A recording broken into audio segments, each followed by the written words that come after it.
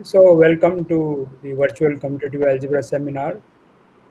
Today's speaker is Parangama Sarkar from IIT Palakkad, and she will speak on Frobenius Betti numbers of finite length modules.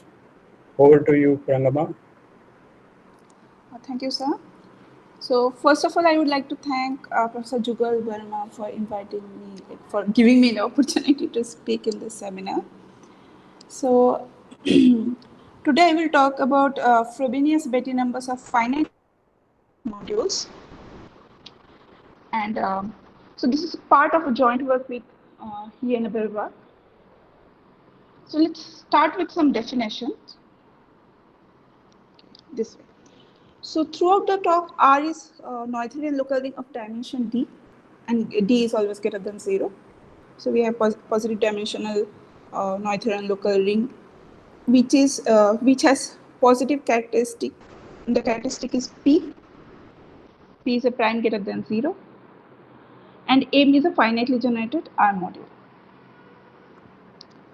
So by Frobenius endomorphism from F from R to R is a ring homomorphism, which is defined in this way: R goes to R to the power P. And we denote the iterates of the Frobenius endomorphisms by Fe, which is defined by R goes to R P to the power E.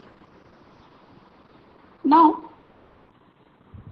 consider the module M, which is R module, finitely generated R module. Now, this has a different, you can give a different R module structure on this, which is defined in this way. Rm is basically this way it is defined: Rp to the power E into M for all R in R and M in this module M. Now you can see this is basically the module structure on M, on this module EM, is basically the restriction via scalars, restriction of scalars via this eth iterate of Frobenius endomorphism. So we will mainly work with this kind of models, with this module structure. Now R is called F finite if one R, that means E is 1 here and the module is R. 1 R is finitely generated R module. This is same as considering, this is same as saying that ER is finitely generated R module for some E,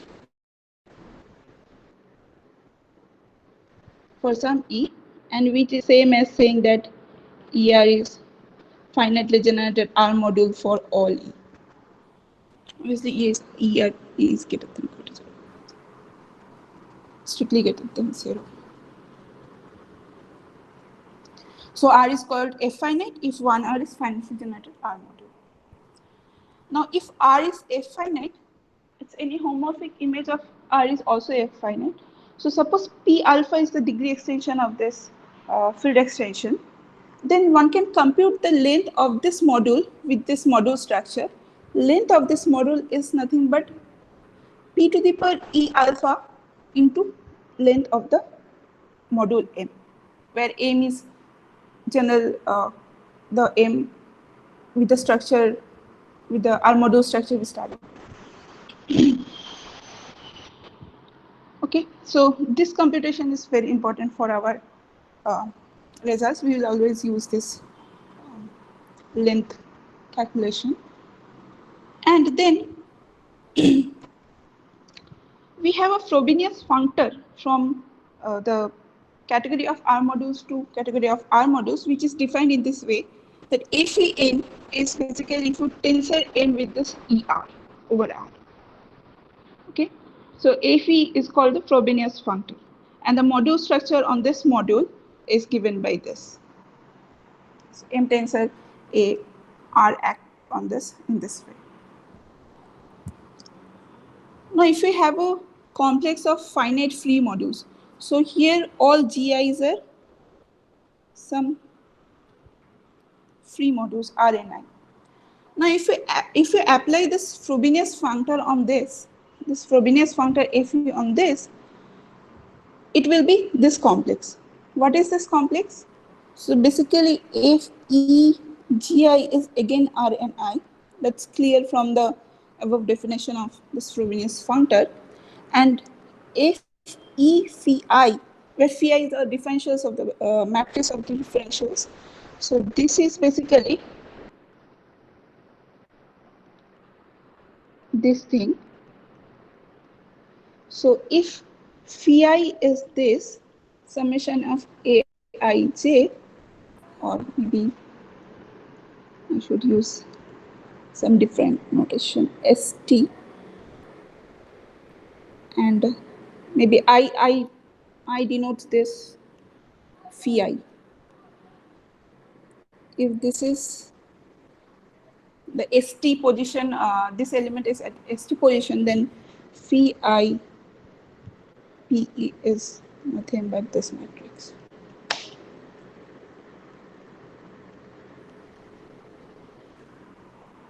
Okay, so this is how Frobenius functor acts on complex of free modules. Free modules. Okay, I think these are enough definitions we need to. These are enough to follow this talk. So in 1969, Kunz proved a fundamental result which relates the regularity of a local ring of characteristic P with the flatness of the Frobenius endomorphism. And so the statement is exactly this. R is regular local ring. R is regular local ring if and only if this eth iterate of the Frobenius endomorphism is flat for some e greater than 0. And if that is same as saying that if E, this eth iterate of the Frobenius endomorphism is flat for all E greater than 0. This is for some and this is for all. And this flatness condition, you can see in this way also, that this is flat, same as saying that this is 0 for all finitely R modulus M and for all I greater than 0. So we can interpret this statement in this way. And this Kunz result, I think, is the first step of understanding that Frobenius endomorphism plays an important role in the study of homological algebra. So then, Peskin and Spiro showed that if we that base change along Frobenius endomorphism preserves resolution of modules of finite projective dimensions. So that's it. That is basically if projective dimension of module is finite, then this torso is 0 for all I and E greater than 0. So basically, if we apply this Frobenius functor Fe, that again will remain exact. If we apply on the, since its projective dimension is finite, the free resolution will be finite. If we apply Frobenius functor on that, that will be exact. And so you will get all this, all this tor will be 0 for all I and E greater than 0. Now this result plays an, it was a main tool in the proof of intersection theorem. So this is very important result, very important. And then in 1974, Herzog proved the converse, which is, so if all these tor modules vanish for all I and E greater than 0. So this says if we have this condition that all these tor modules vanish for all I and E greater than 0, then projective dimension of M is finite. Then in 1998, Ko and Lee, they improved the result, Herzog's result, and they showed that you don't need the vanishing of all the tor modules. So they proved that there exists a constant here which just depends on R, such that if you have only depth of R plus 1 consecutive vanishing of these modules, where E is such that P to the power E is greater than equal to that constant, then projective dimension of M is finite. So from all vanishing, it boiled down to the vanishing of only depth R plus 1 consecutive values, where you have this constant that E should be like that, P to the power E is greater than equal to this constant. And if R is Cohen-Macaulay, then depth of you can replace this depth r plus 1 consecutive values by depth of r. Depth of r consecutive vanishings of the storm modules will be enough to conclude that projective dimension of M is finite. Okay, so so the main theme of today's talk is to discuss the conditions on a module which force the projective dimension of the module to be finite. And in that direction, the first result I would like to mention is related to the Hilbert-Kunz multiplicity. So suppose I is an ideal, then consider these ideals generated by p to the power eth power of elements of I. Okay, these are called Frobenius powers of I.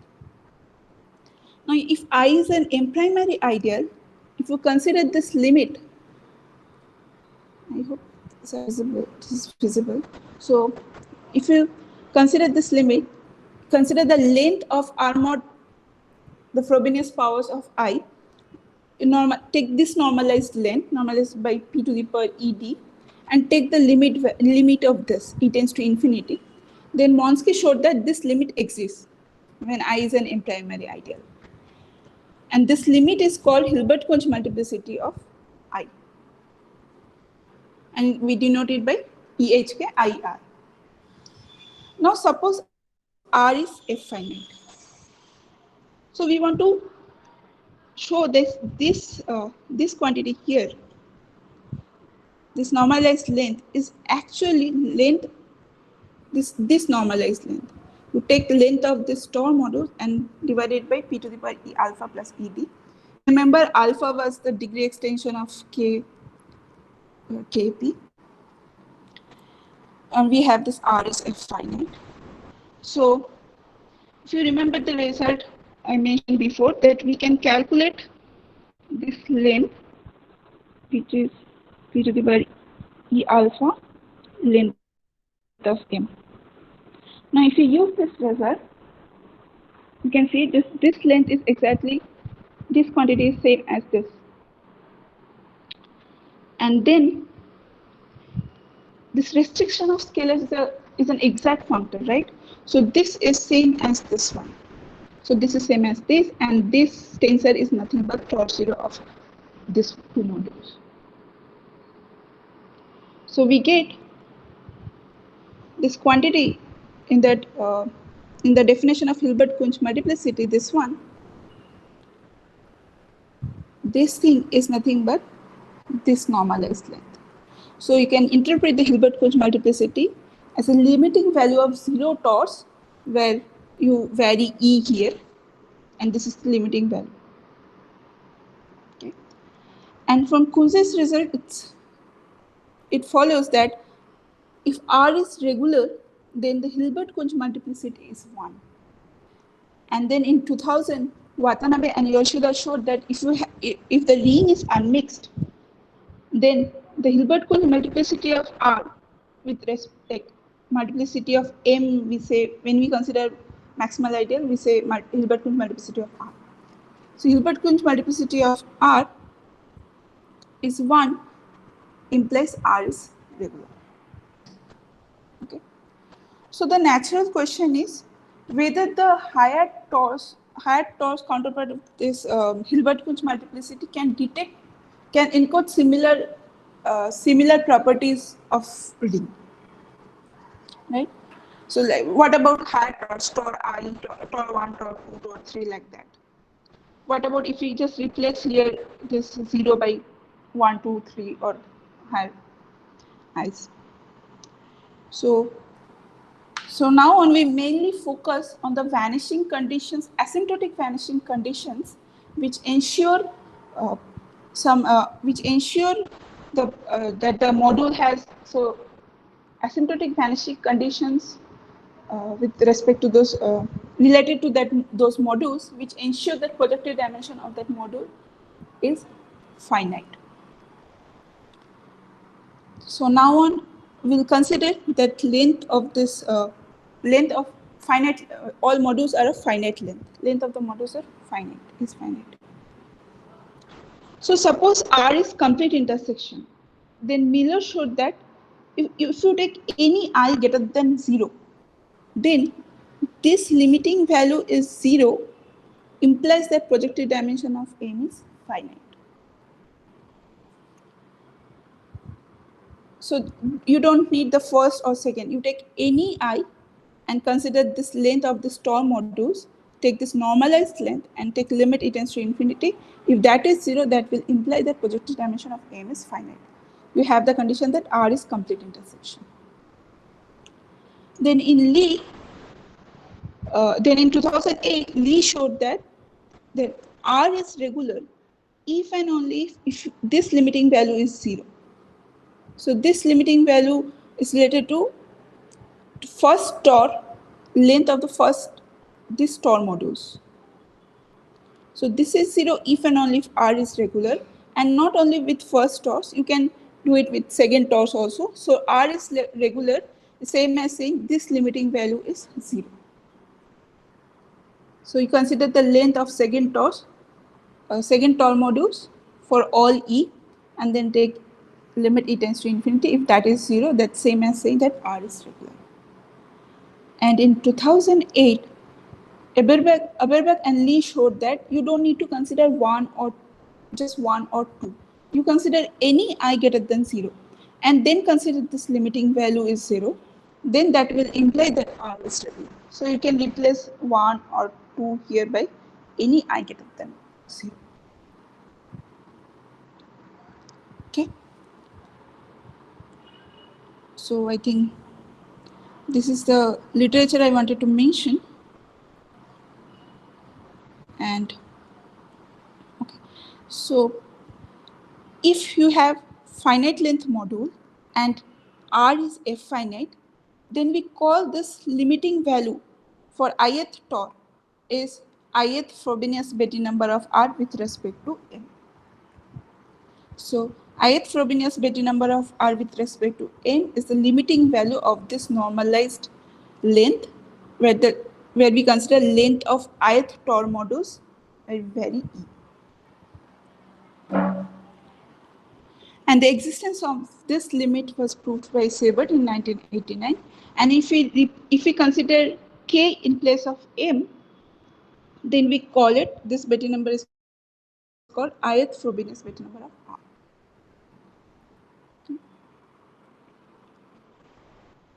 Now we have this assumption that length of the module is finite and R is F finite.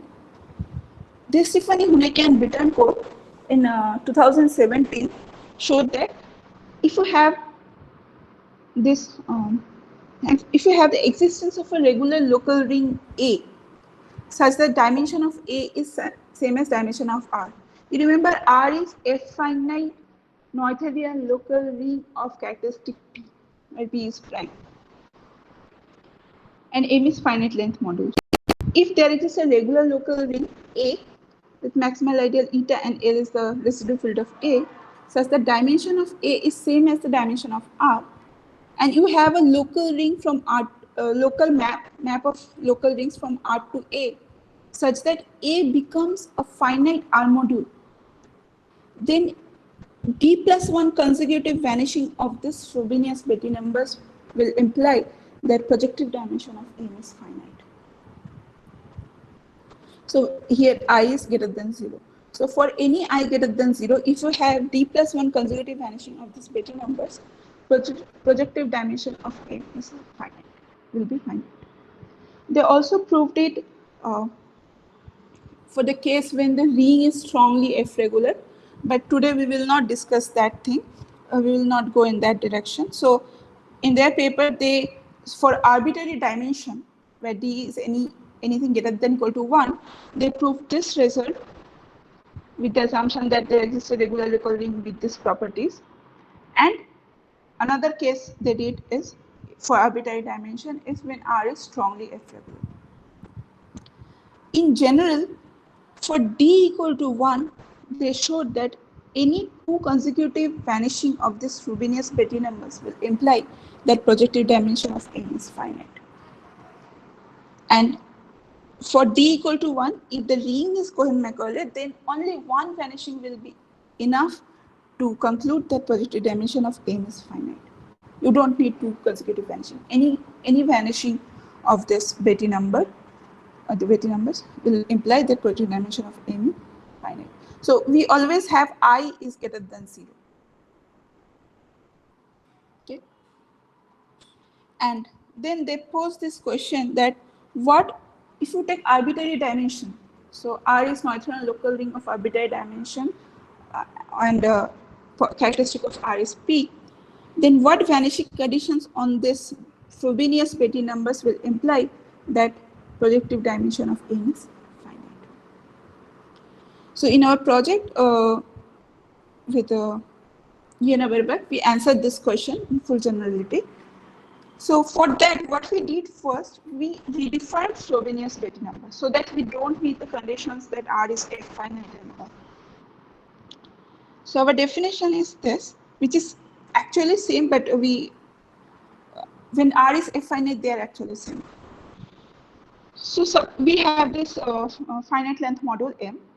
Suppose R is F finite and G is a resolution, finite free resolution of M.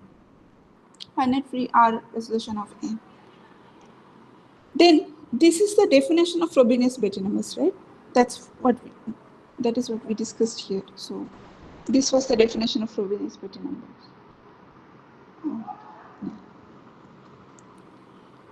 So first we write this definition. Now we just calculate this length. So length of tor I R in R. This is length of this ith homology. That's right. Which is same as length of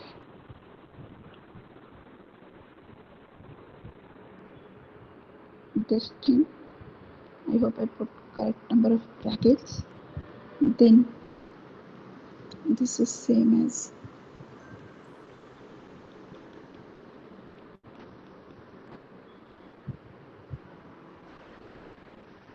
this. And if you remember the calculation when R is F finite, this is same as P e to the power alpha length of HIFH.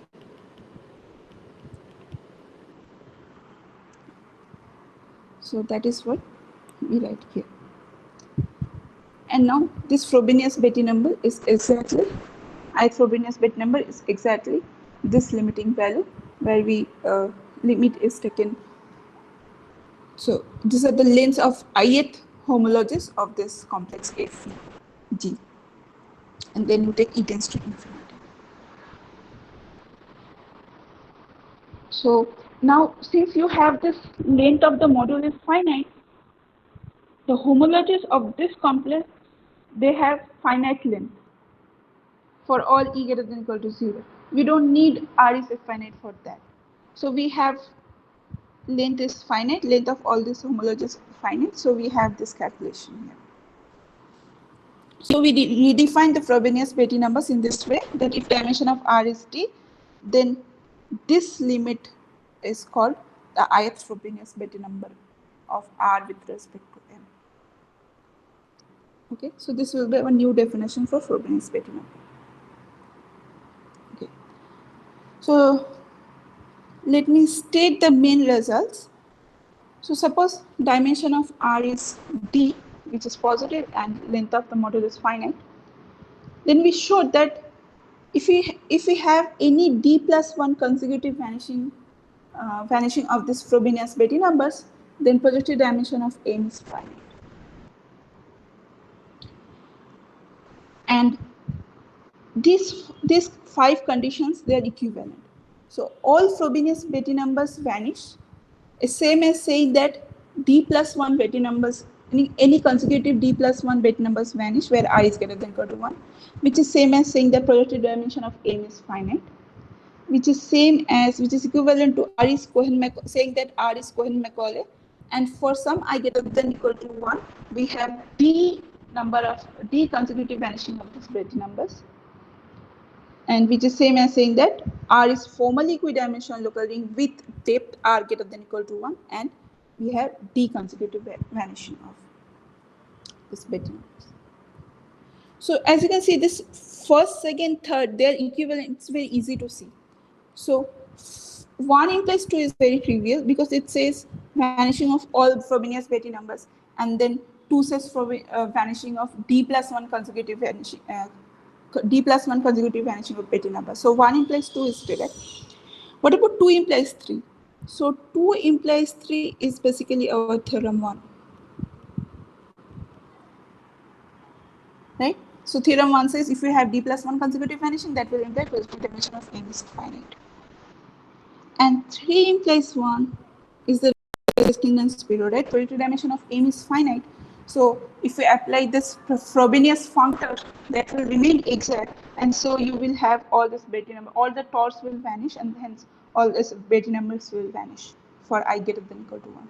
So 1 implies 2 implies 3, like 1, 2, and 3, they're equivalent. It's not difficult to see, assuming that we have proved theorem 1.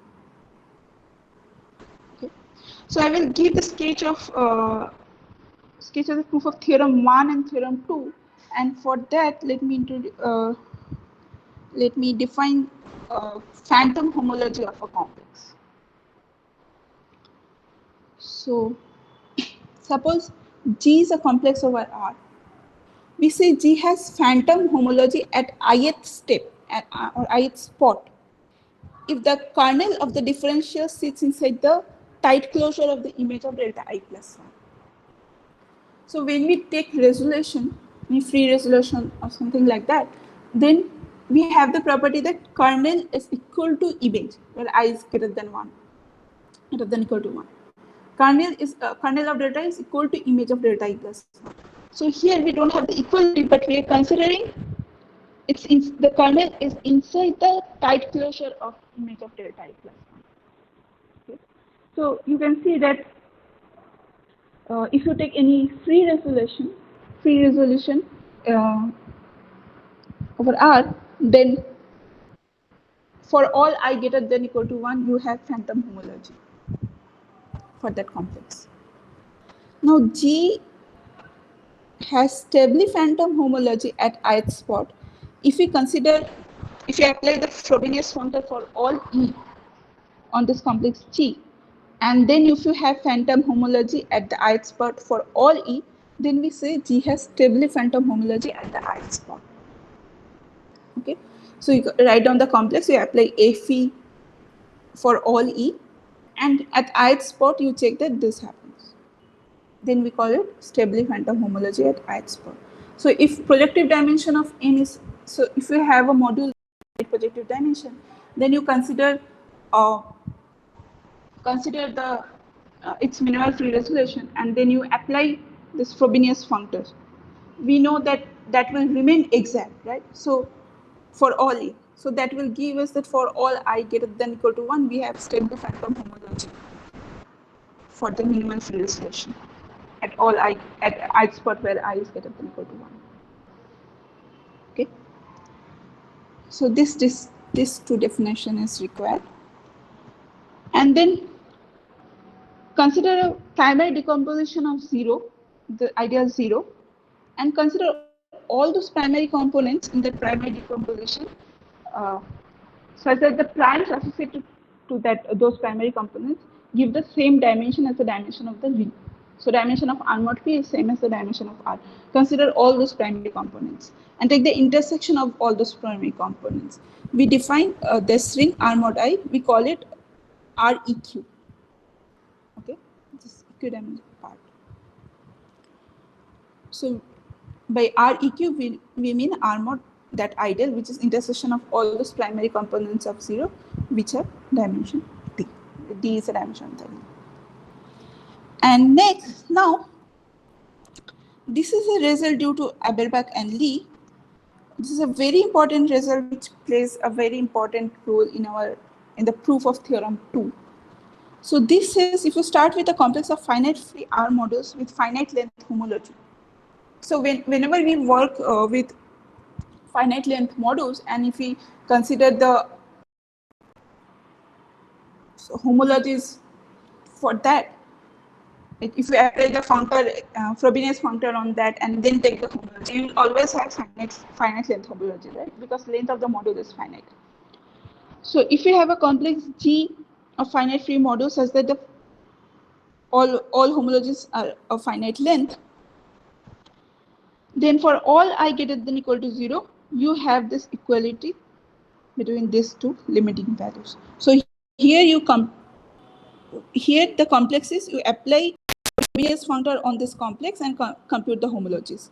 And here you apply the Frobenius functor on this complex, G tensor REQ, where REQ is this ring, and then take this limiting value. So they are equal. These limiting values are equal. And if any of them is 0, and that means both of them are 0, then this complex has stably phantom homology at ith spot. So this is a result due to Averbach and Lee. This we will use in the proof of theorem 2, or the technical results we need for theorem 2. Okay.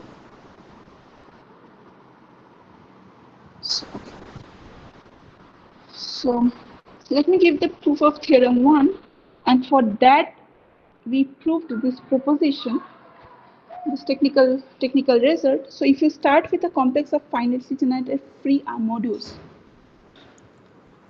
and you have this minimality condition for all j greater than equal to 0, and suppose this complex has stably phantom homologies at I plus j spots for d plus 1 consecutive values. So I is anything greater than 0 and j is from 0 to d. Then that forces the complex, that the complex is finite. This gi plus d is 0. Okay. Now we will use this proposition to prove the theorem 1. So let's recall the statement of the theorem 1. We have a finite length module M. And then for some I greater than equal to 1, we have d plus 1 consecutive vanishing of this Frobenius Betti numbers. Then projective dimension of M is finite. So what this Frobenius Betti numbers, they behave well with respect to flat extensions. So what we do first, we complete the ring R. So we assume that R is complete. Now we consider a minimal free resolution of M. Okay. So we have this many vanishing of Frobenius Betti numbers. If you remember the definition of Frobenius Betti numbers, this was our definition of ith Frobenius Betti numbers, right? So in the assumption of theorem, in the hypothesis of theorem 1, we have d plus 1 consecutive vanishing of this Frobenius Betti numbers. Remember I plus j spots. I plus j spots, we have this vanishing where j is from 0 to d, and I is anything greater than equal to 1. Then we have vanishing of this limiting values for d plus 1 consecutive positions, and that gives vanishing of this, and that tells that this complex G tensor REQ has stably phantom homology at all I plus j spots. So this complex has stably phantom homology at all I plus j spot. So this is what we have. So this is stably phantom homologies at I plus spots. So now this complex satisfies these conditions. It's a complex of finitely generated REQ modules, free REQ modules. We have this minimality condition because we already have this minimality condition for G.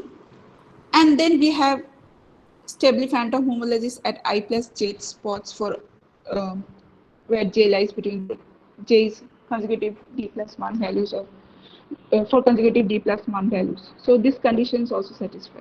So this result is this I plus g I plus d is 0. So we have this is 0, and hence gi plus d is 0. So this complex, this minimal free resolution is of M is finite, and hence projective dimension of M is finite. So is there any question, or I can go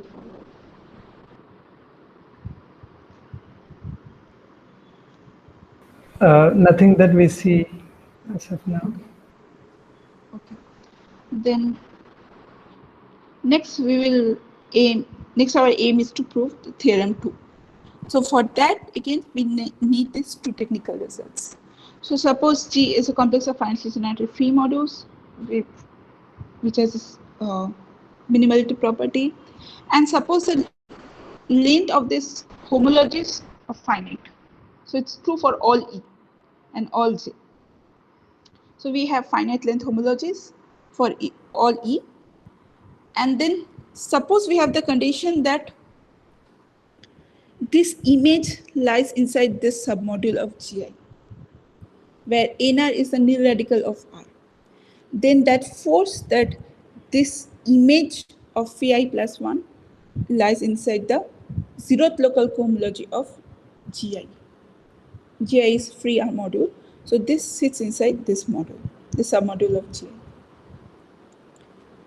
Okay, so we have this condition that image sits inside this submodule where this is nil radical of R. That will imply that image is inside zeroth local cohomology of Gi. And what about the not exactly converse? So I can say it's a converse. So now suppose, so what condition forces this thing? Do we have any vanishing conditions of Frobenius-Betti numbers which force that image will sit inside this submodule? So this next result says that if R is d-dimensional, formally equidimensional local ring of positive characteristic P, and G is a complex of finitely generated free R modules such that we have this minimal property for all J, and for all J and E, all these homologies have finite length. Then if we have D consecutive vanishing of this homologies, then image, so it's from I to I plus D minus 1. So if that for those this limiting value is 0, then image of I plus D sits inside this submodule of Gi plus D minus 1, and NR is the nil radical of R. And hence, if we have this property, then that will imply that image of phi I plus D sits inside the zeroth local cohomology of Gi plus D minus 1. Okay, so we will use these two results to prove the theorem, theorem 2. So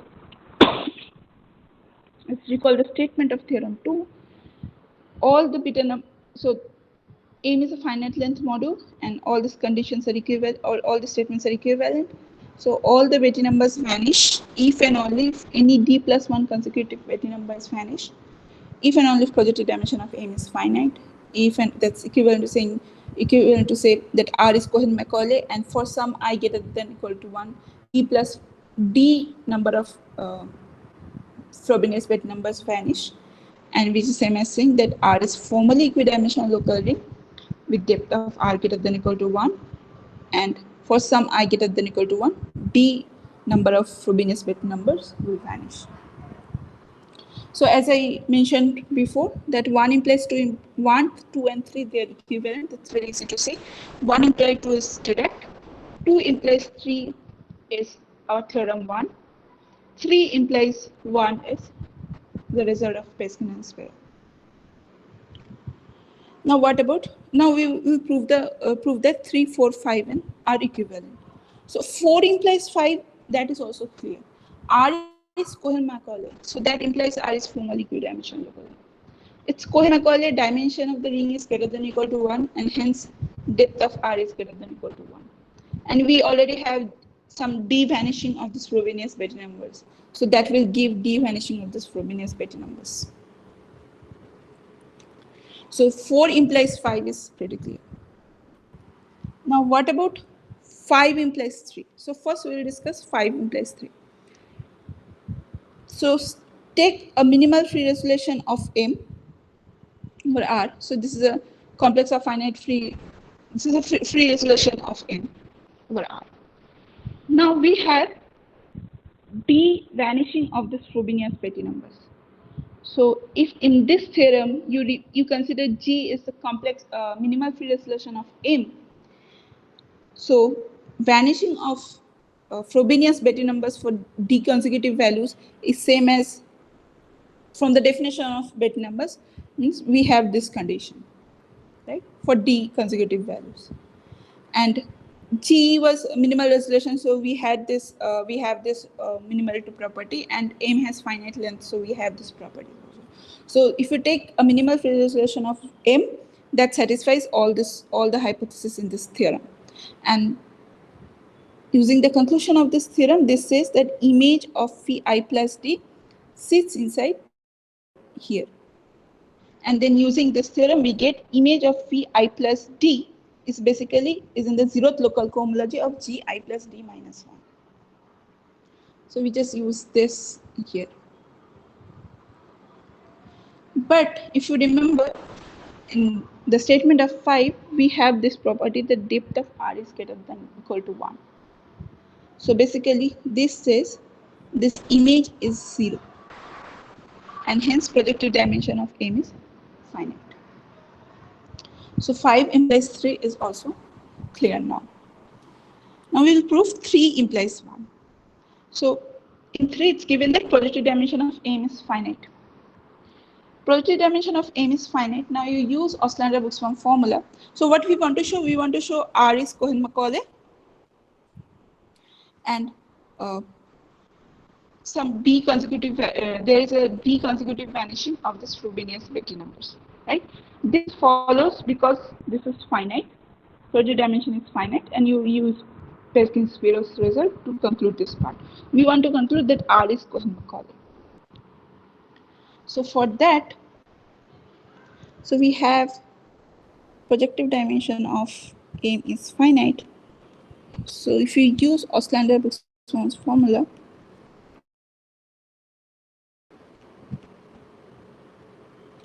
we get, and we have this length of M is finite. So this says projective dimension of M is same as depth of R. Okay, let's say S. We want to show S is exactly equal to D. So for that, we will use new intersection theorem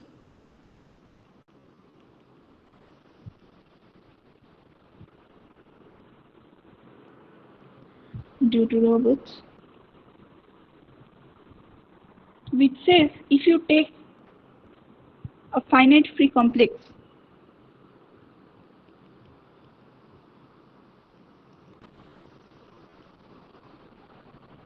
is a finite free complex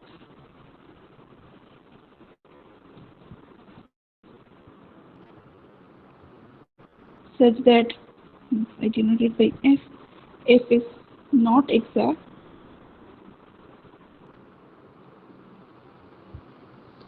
and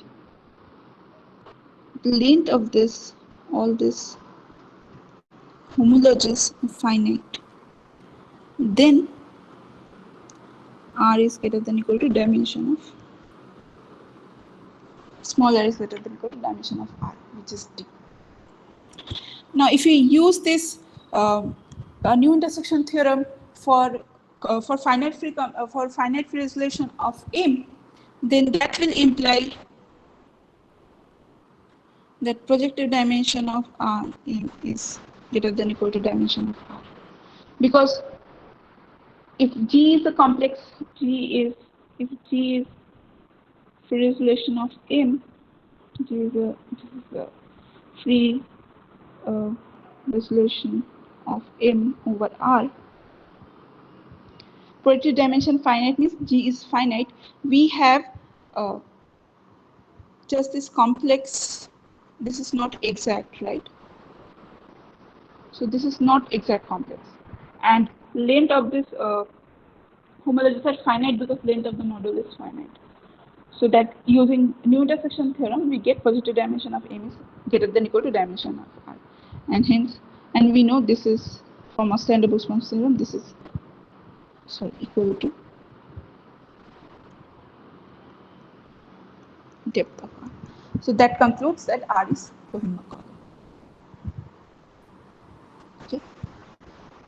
So this completes the proof. 3 implies 1. So we have seen that 4 implies 5 and 5 implies 3 and then 3 implies 4. So this completes the proof of theorem 2. Now next we will see some consequences of theorem 1 and theorem 2. So the first consequence is, suppose you take a system of parameter in R, and suppose you have vanishing of this Betti numbers where j is from 2 to d plus 1. So basically you are not considering beta 0, beta 1, but from 2 to d plus 1. So this is d minus 1 consecutive. This is d minus 1 consecutive vanishing of this Frobenius Betti numbers, but I'm forcing that it starts from 2. The vanishing starts from 2. Not d minus 1, sorry, it's d vanishing. D vanishing, but I'm forcing that vanishing should start from 2. Then R is Cohen-Macaulay. So this follows because for the system of parameter thing, if we consider this is actually less than equal to limit e tends to infinity. We consider the first Cauchy homology.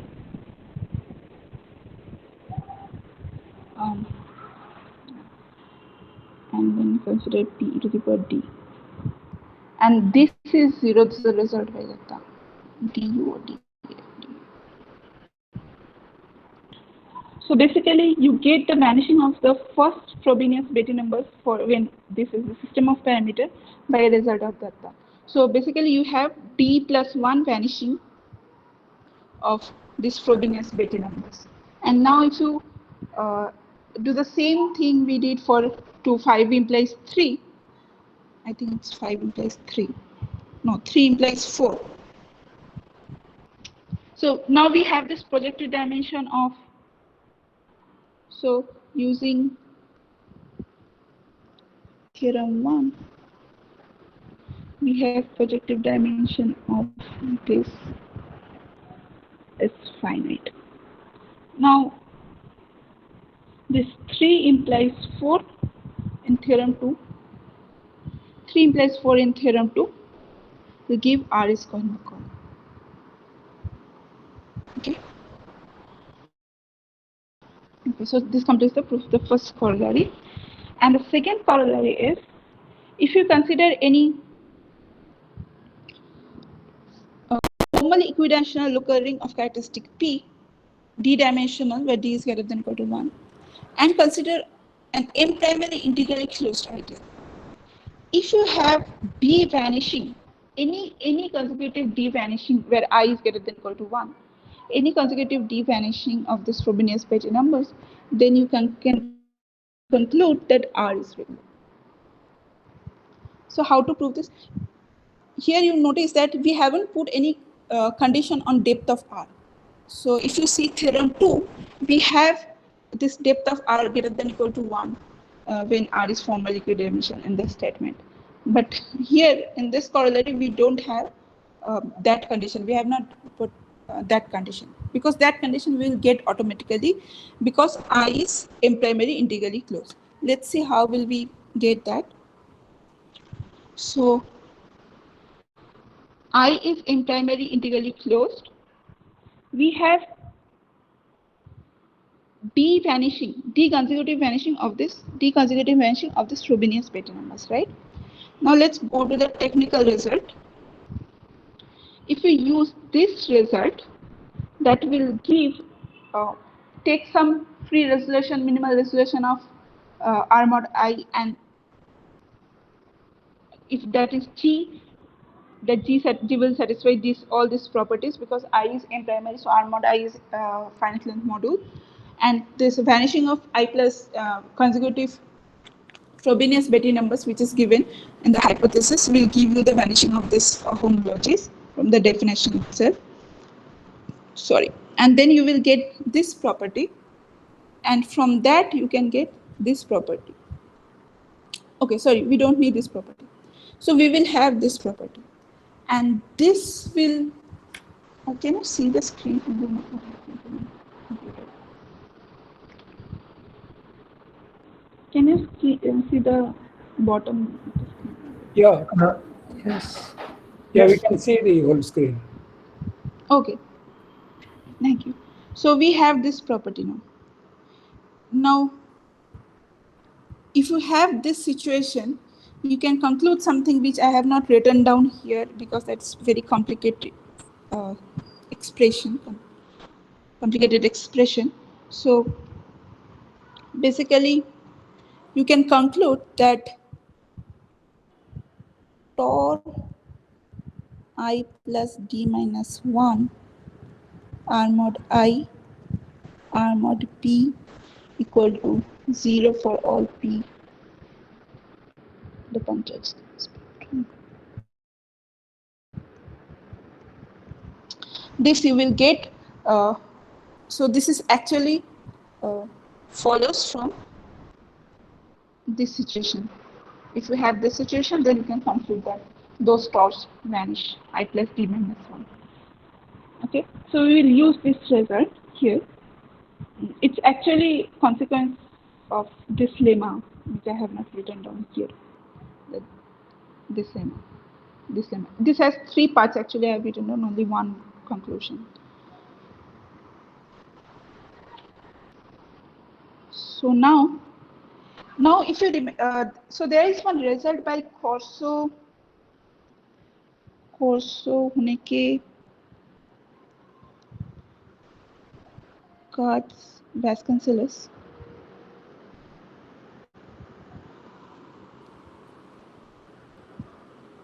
I hope this is the 4. Yeah. So by a result of this 4 authors, you can conclude that projective dimension of R mod P is finite because I is integrally M primary integrally closed ideal. Okay, since I is M primary integrally closed ideal.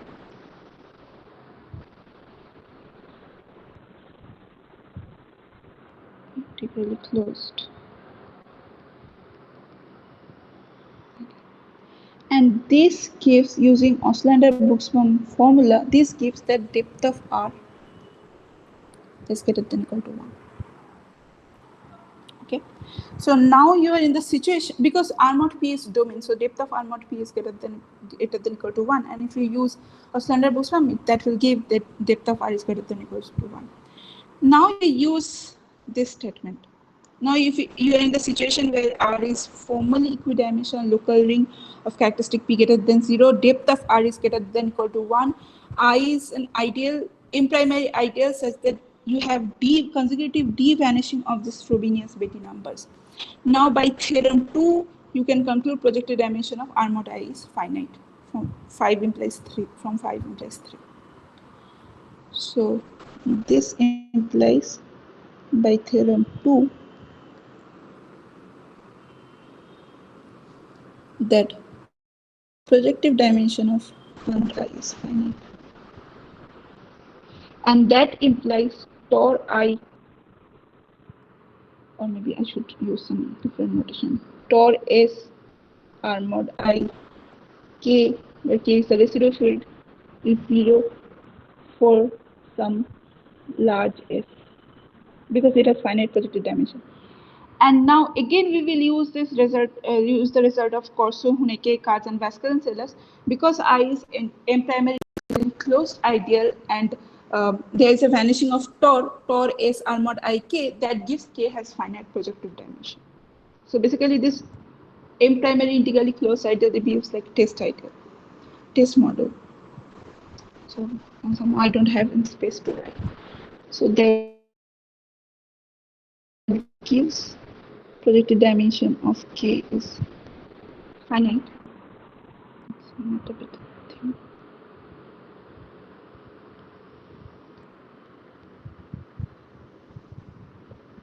That gives 0 and this implies projected dimension of this is finite and hence R is irregular. So I think I'll stop here. So these are the references.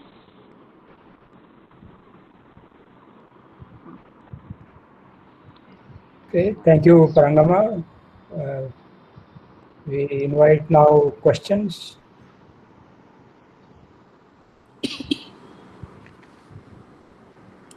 There are any questions? So may I ask you a Sure. very Sure. elementary question, Yes. Watanabe? Yes. So, what are examples of positive Frobenius Petty numbers? Okay, I expected this question. So I actually don't know any example other than models where it's finite projected dimension, where this Betti number, Frobenius Betti numbers vanish or it's positive, because it seems that Yeah. it's very difficult to compute this Hmm. Frobenius Betti numbers. So I see. so any paper related to this Frobenius Betti numbers, I didn't see any examples. So only one thing which I can tell you is that there's a paper by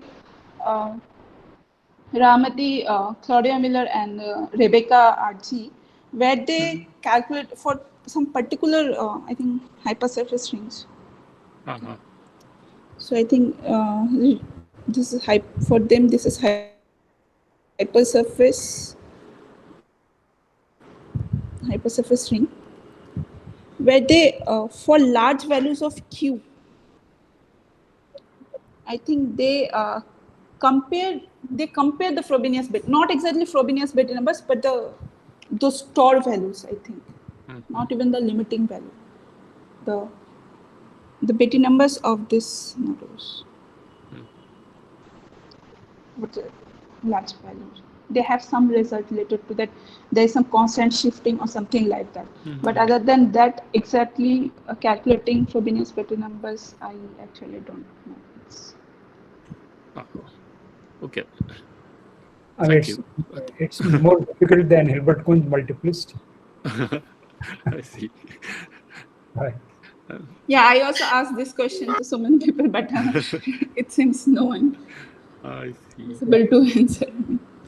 So, so you can consider a fixed sum m, not finite projected dimension, and you can consider Frobenius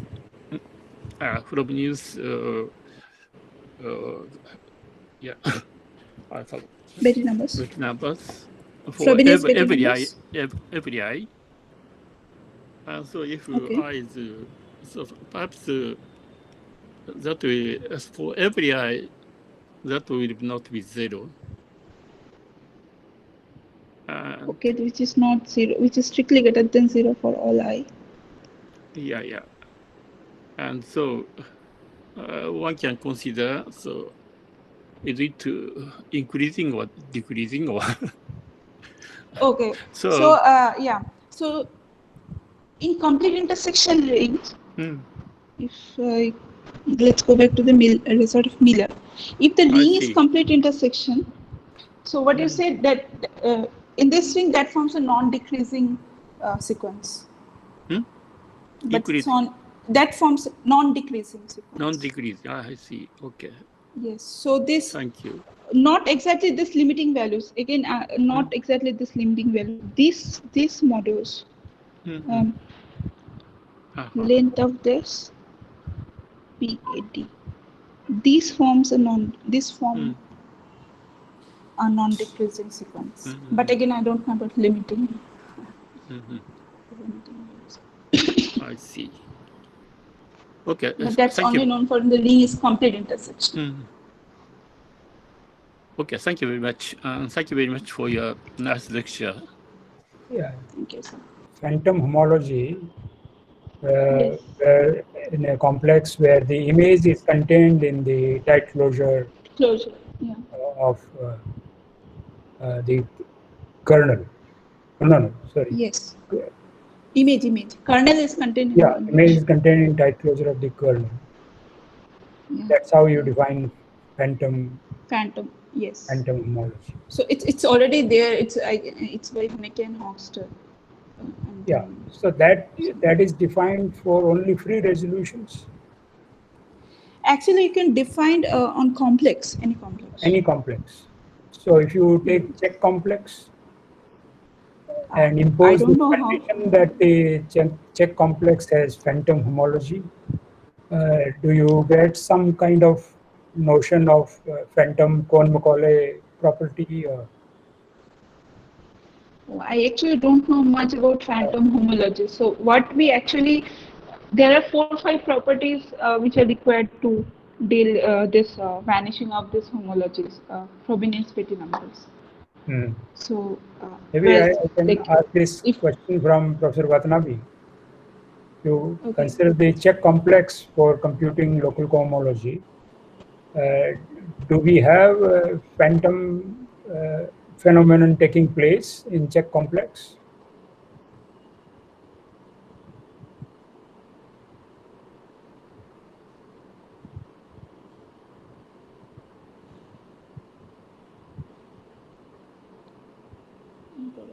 Is he there?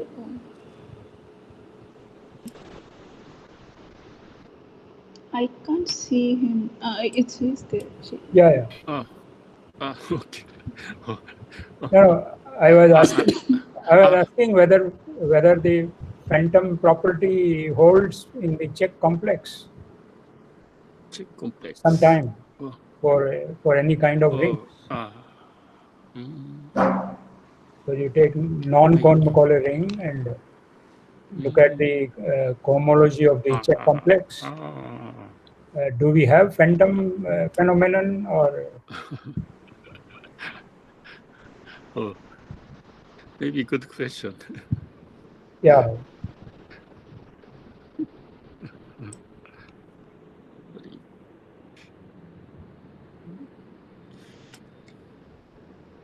Okay. Okay. So any, let's see, are there any further questions? I don't see any further questions. Anyway, so let us thank Paragama for a very interesting talk, and we will